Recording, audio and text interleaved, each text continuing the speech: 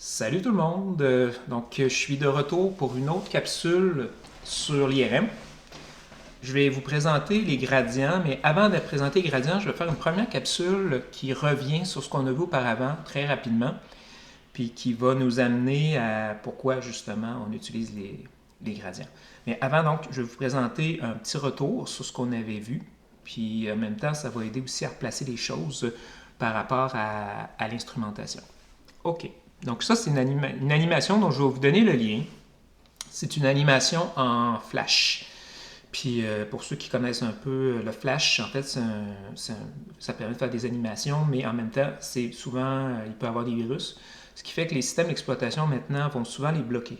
Fait que ça se pourrait que si vous essayez de l'ouvrir sur votre ordinateur, vous ayez de la difficulté parce que probablement vous allez vous faire bloquer. Il faut activer. Mais si jamais vous arrivez à le faire, faites-vous-en pas, il n'y a pas de virus sur ce site-là, le site où je suis allé chercher cette animation-là. Mais de toute manière, si ça ne marche pas pour vous, c'est pour ça que je vais faire la capsule, puis ça va aussi en même temps, je vais vous donner des explications au fur et à mesure.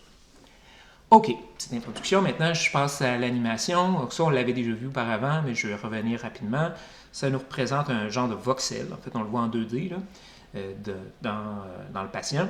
Donc, on a deux choses. Les flèches, celles qui se ressemblent à des toupies, puis qui des fois changent de direction, c'est les protons. En fait, c'est les noyaux d'hydrogène, plus précisément. Et les flèches creuses, ça représente le champ magnétique. Donc, le champ magnétique, ici, il a été réglé à une valeur d'environ 1 Tesla. Mais on peut voir ici, si je l'augmente, les flèches qui correspondent au champ magnétique grossissent. L'autre chose qu'on peut voir, je reviens à un Tesla, si vous regardez ici, ce qu'on voit, c'est les niveaux d'énergie. Donc si on regarde chacun des protons, là, il y en a 20 au total dans notre petit mini échantillon. Ben, ils sont tous représentés ici aussi, mais avec leur énergie. Donc il y a ceux qui sont spin-up, donc celui-là, ainsi de suite, qui sont sur le niveau ici d'énergie, donc qui ont moins d'énergie, et ceux qui sont spin down, donc qui sont dans le sens contraire du champ, qui sont sur le niveau d'énergie excitée.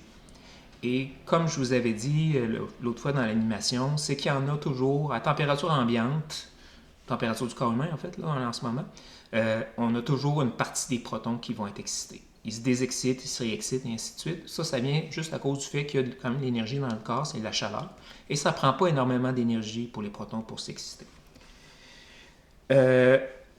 Autre chose, c'est que même si donc on en a une majorité, effectivement, même si on en a sur les deux, on a quand même une majorité de protons qui sont sur le niveau d'énergie plus bas, donc qui sont spin-up. C'est ce qu'on voit là. Si j'augmente le champ, parce que l'effet que ça a, c'est deux choses, c'est que ça fait augmenter la séparation entre les deux énergies et ça augmente la proportion de protons qui sont spin-up. Parce que là, ça prend beaucoup plus d'énergie pour monter à l'autre niveau. Donc là, à ce moment-là, ça fait en sorte que c'est plus difficile.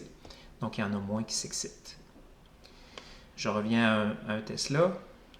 Puis, ce qu'on voit d'autre ensuite dans ça, c'est que, aussi c'est un rappel, là, en ce moment, ce qu'on voit, la bobine en haut et en bas, c'est pas nécessairement la bobine de champ magnétique, ça va être les bobines, dans ce cas-ci, de l'antenne.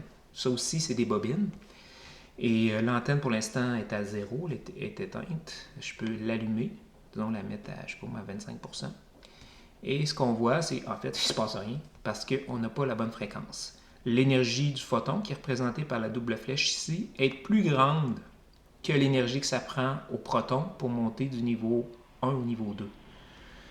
Et pour qu'on ait une excitation, ben, il faut exactement que ce soit la même énergie. Donc les photons sont trop énergétiques, les protons ne peuvent pas absorber ces photons-là.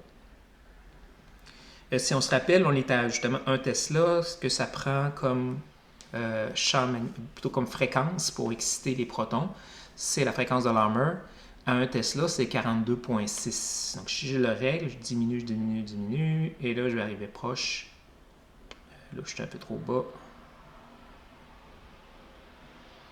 Oups, l'animation se bloque, mais on voit que je suis dans le bon coin là. L'animation a de la difficulté des fois à bien rouler. Est-ce qu'on voit? Donc, on était aux alentours, là c'est parce que ça a bougé encore. OK, là, je suis pas mal dessus. Mais on voit aussi la double flèche, en fait 43,4, mais c'est à peu près dans ces environs-là. Donc, à cette énergie-là, parce qu'ici, en fait, je suis à 1,02 Tesla aussi en plus. Je ne suis pas tout à fait à 1. Donc, c'est là, on voit que ça se passe, l'excitation. Ça, c'est un rappel. Donc ça présente un peu les mécanismes de base. Maintenant, je vais changer l'animation. Et là, on va avoir de quoi de légèrement plus réaliste, même si ça reste très simplifié. Là, on a la tête du patient qui est placée dans l'élément de l'IRM. On voit encore les flèches qui représentent le champ magnétique. On est encore à 1 Tesla. Donc, on ne s'occupera pas de ça tout de suite. Là. Le champ magnétique principal de notre appareil, c'est à 1 Tesla. Encore une fois, là, on ne voit pas les niveaux d'énergie, mais encore une fois, on peut voir que la plupart des protons sont orientés parallèles au champ, dans le même sens, mais il y en a un certain nombre qui sont antiparallèles, qui sont dans le sens contraire. Encore une fois, je peux activer l'antenne pour voir qu'est-ce qui va se passer. Donc, je vais la mettre, mettons encore une fois, à 50%. Et donc, on les voit, les bandes foncées et claires correspondent à l'onde, justement, qui se propage, là, les crêtes et les creux de l'onde, en fait. Encore une fois, à 60 MHz, il ne se passe rien, étant donné qu'on n'a pas la bonne fréquence. Donc là, on se rappelle, à 1 Tesla, c'est environ 42 point quelque chose, 42,6. Et là, vous voyez, ça se passe. L'excitation des protons se fait. Ici, ce qu'on voit, c'est le détecteur, c'est l'antenne réceptrice. Donc, dans cette animation-là, c'est deux antennes différentes. On voit que les l'onde a l'air de venir du bas. Donc, l'antenne émettrice est là et l'antenne détectrice est ici. Dans la plupart des cas, en fait, ça va être la même antenne qui va servir pour les deux. Mais il arrive à l'occasion qu'on va avoir deux antennes différentes. Une vraiment qui va émettre et l'autre qui va capter. Donc, les petites vaguelettes là, qu'on voit qui s'en vont dans l'horizontale, c'est des ondes aussi, mais c'est des ondes qui sont réémises par les protons quand ils se désexcitent. Donc, l'onde qui arrive ici va donner assez d'énergie aux protons pour se changer d'orientation, pour se placer antiparallèle. Et quand elle revient parallèle, ben, il y a un photon qui est émis et ce photon-là est capté par le détecteur. OK. Ça nous présente un peu l'ensemble de ce qu'on voit dans l'IRM, donc le fonctionnement de le champ principal qui aligne les protons, qui les place sur deux niveaux d'énergie, et l'antenne qui va les exciter, les forcer à monter de niveau, et l'antenne ici, réceptrice, qui va capter les photons qui sont réémis. En passant, je dis les photons, ici on les voit comme des ondes dans l'animation, mais on peut aussi dans cette animation-là les représenter comme des petits photons. Donc, au lieu de représenter des ondulations, ici, on représente comme des particules. Elles sont bizarres, les particules, on dirait des petits spermatozoïdes, là, mais bon, c'est supposé être des photons dans l'animation. Donc, on voit les photons qui s'en vont, qui partent de l'onde, plutôt de l'antenne, et les photons qui sont réémis par les protons qui sont horizontaux. Dans la vraie vie, ils ne sont pas tous verticales et horizontales, ils sont émis un peu dans toutes sortes de directions. Mais ici, juste pour les besoins de la simplicité, je pense, de l'animation, on a représenté ceux qui étaient émis par l'antenne dans le sens vertical et ceux qui étaient réémis par les protons dans le sens horizontal, pour qu'on puisse bien les distinguer. Dernière chose dans cette première partie de capsule-là que je veux vous faire noter, c'est que quand on regarde, l'antenne elle va capter tous les photons émis par l'ensemble de la tête du patient. Donc, c'est pas possible dans un cas comme ça de produire une image. Parce que l'antenne, elle ne va pas discriminer d'où vient l'onde.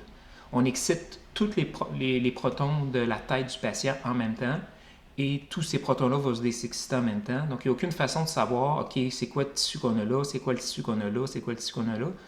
C'est impossible parce qu'on a juste le total, en fond, tous les photons qui viennent de partout de la tête. Donc, c'est là où on va voir les gradients dans la prochaine animation. Les gradients vont nous permettre d'aller sélectionner une coupe et ils vont nous permettre, à l'intérieur de la coupe, d'aller sélectionner des voxels.